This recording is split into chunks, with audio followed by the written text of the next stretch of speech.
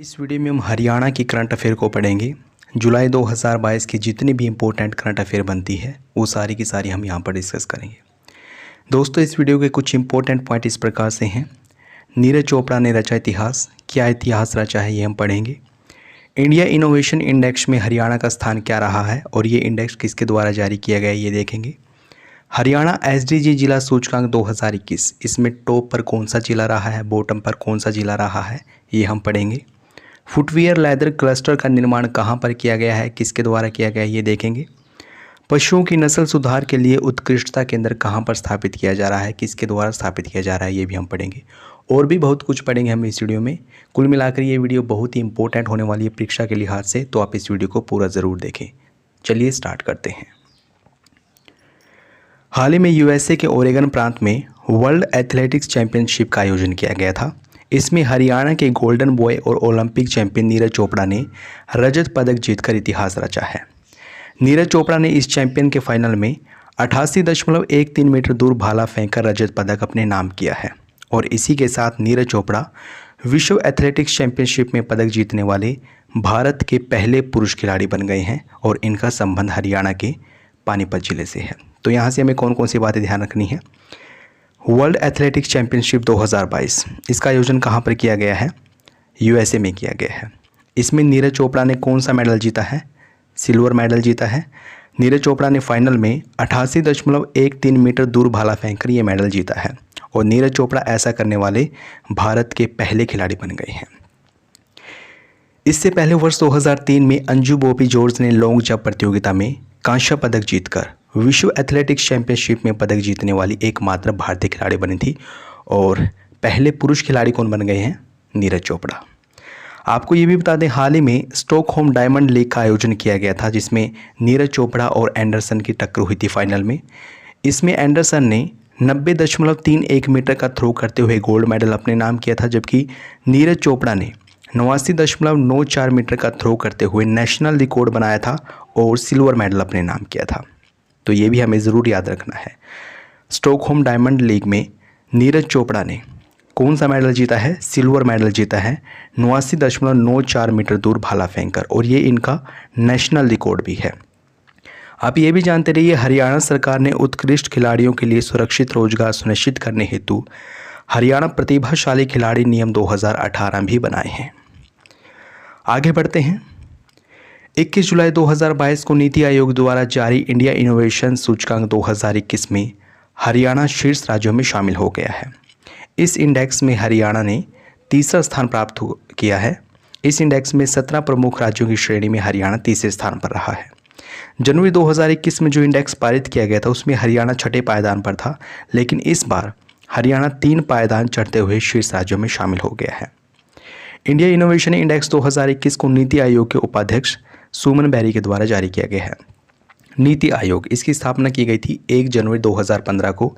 इसके अध्यक्ष स्वयं प्रधानमंत्री होते हैं और उपाध्यक्ष कौन है, सुमन बेरी।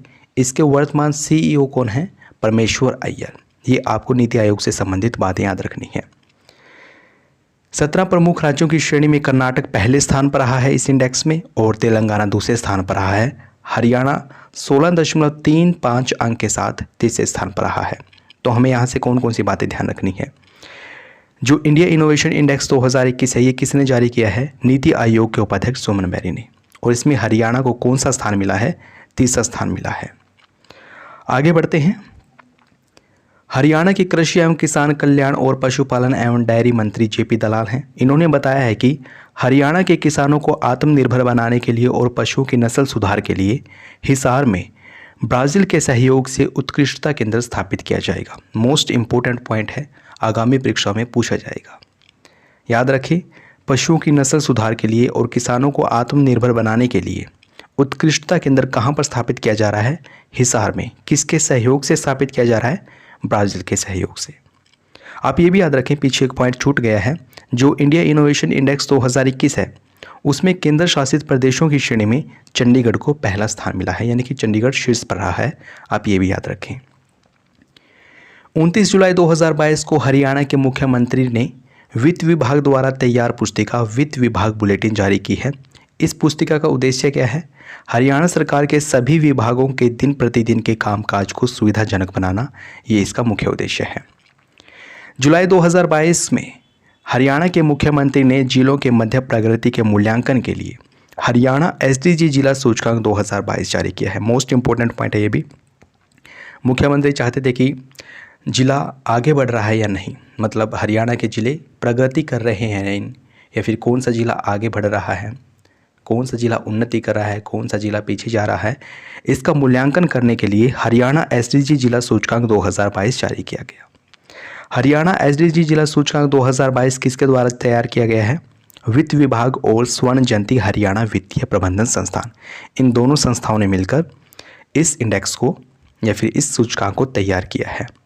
इस इंडेक्स में अम्बाला टॉप पर रहा है, पहले भी अम्बाला टॉप पर था और अब भी अम्बाला टॉप पर रहा है। गुरुग्राम इसमें दूसरे स्थान पर रहा है। तो याद रखें, हरियाणा एसडीजी जिला सूचकांक 2022 में कौन सा जिला टॉप पर रहा है?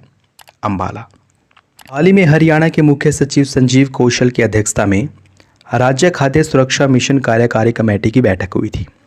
इस बैठक में जानकारी दी गई कि वर्ष 2023 में हरियाणा सरकार राज्य खाद्य सुरक्षा मिशन के तहत बाजरे को न्यूट्री सीरियल के रूप में प्रचारित करेगी।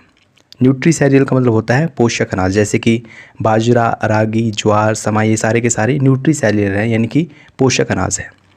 तो वर्ष 2023 में बाजरे को न्यूट्री सीरियल के रूप में प्रसारित किया जाएगा।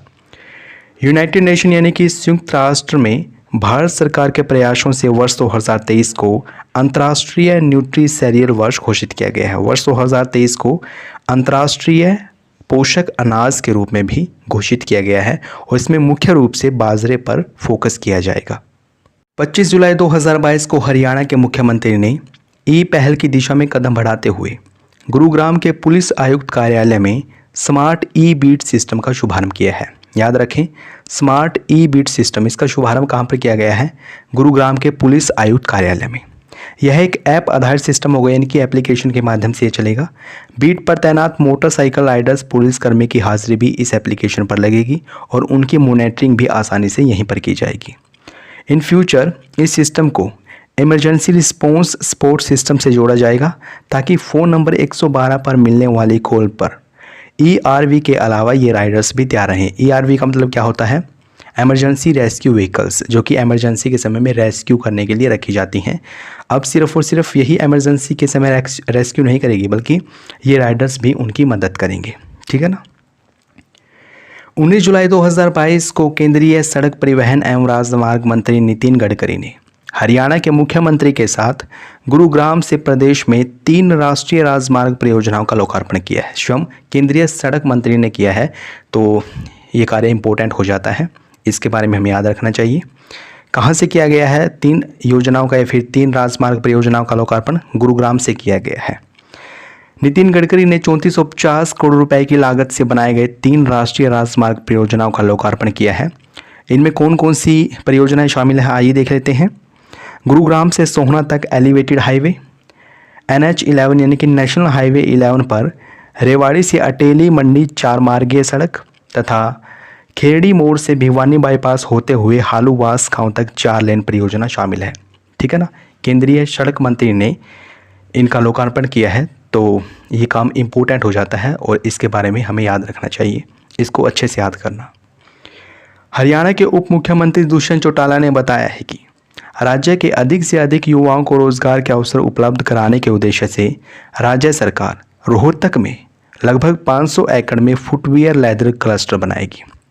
काफ़ी अच्छा पॉइंट है। फुटवियर लेदर क्लस्टर ये कहाँ पर बनाया जा रहा है? रोहतक में 500 एकड़ भूमि पर बनाया जाएगा ताकि अधिक से अधिक युवाओं को रोजगार दिया जा सके। हरियाणा के उप मुख्यमंत्री ने यह भी बताया है कि राज्य में लेदर इंडस्ट्री के उद्योगपतियों की मदद के लिए लेदर से संबंधित एक सेंटर ऑफ एक्सीलेंस भी स्थापित किया जाएगा। उन्होंने कहा है कि इस क्षेत्र में जहां प्रदेश को राष्ट्रीय स्तर पर तीसरा स्थान हासिल है, यानी कि लेदर इंडस्ट्री के क्षेत्र में हरियाणा पूरे देश में तीसरे स्थान पर है, वहीं वाणिज्य एवं उद्योग मंत्रालय द्वारा जारी state ease of doing business के 5वें संस्करण में हरियाणा को अचीवर्स कैटेगरी में स्थान मिला है। जो स्टेट ऑफ डूइंग बिजनेस है, state ease of doing business, इसका 5वां संस्करण किसने जारी किया है?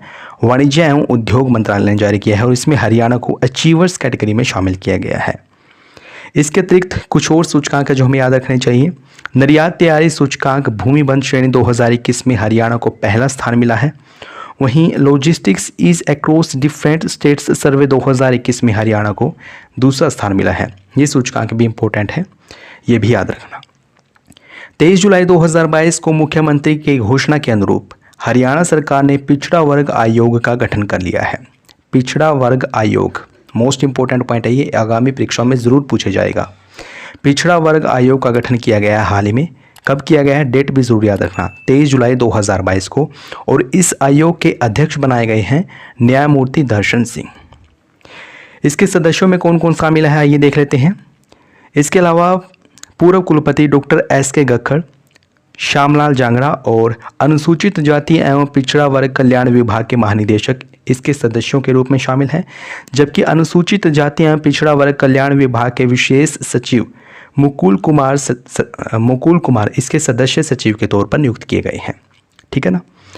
और किस अधिनियम के तहत इसको स्थापित किया गया है, यानी कि पिछड़ा वर्ग आयोग का गठन किया गया है? हरियाणा पिछड़ा वर्ग आयोग अधिनियम 2016 की धारा 3 की उपधारा 1 और 2 के तहत पिछड़ा वर्ग आयोग का गठन किया गया है। तो हमें ज़रूर याद रखना है, पिछड़ा वर्ग आयोग 13 जुलाई 2022 को स्थापित किया गया है और इसके अध्यक्ष कौन है? न्यायमूर्ति दर्शन सिंह। आगे बढ़ते हैं। 10 जुलाई 2022 को फिनलैंड के टाम्परे में वर्ल्ड मास्टर्स एथलेटिक्स चैंपियनशिप 2022 का आयोजन किया गया।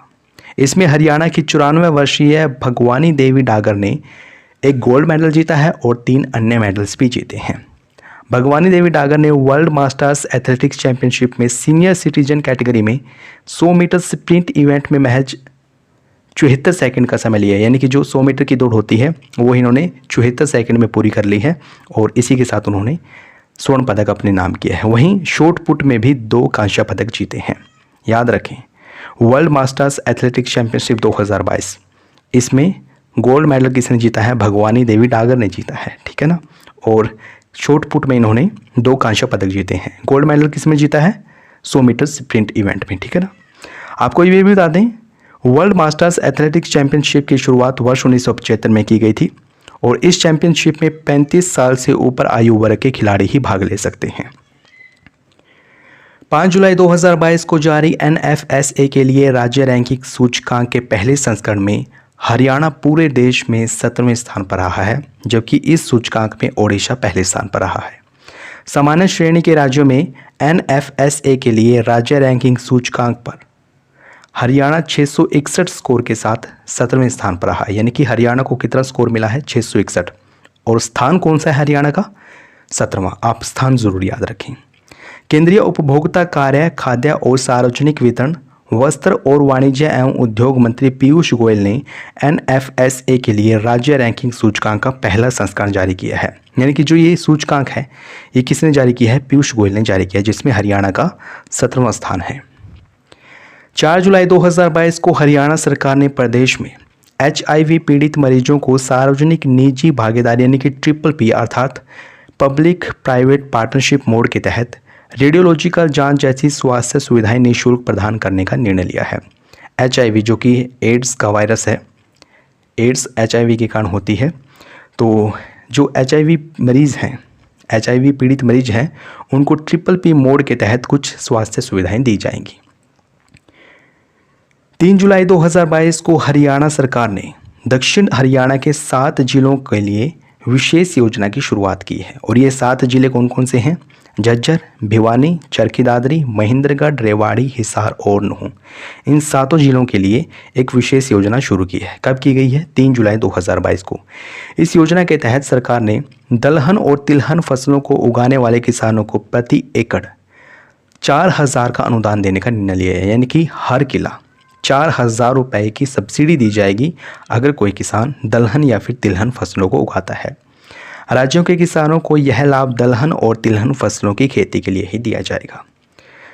तो दोस्तों ये थी जुलाई महीने की करंट अफेयर। आशा करता हूँ आपको समझ में आई होगी और ये वीडियो भी काफ़ी अच्छी लगी होगी। प्लीज़ इसको शेयर और लाइक करना ना भूलें। अगर आपने हमारे चैनल को सब्सक्राइब नहीं किया है प्लीज़ अभी सब्सक्राइब करें। ये वीडियो देखने के लिए आपका बहुत बहुत धन्यवाद।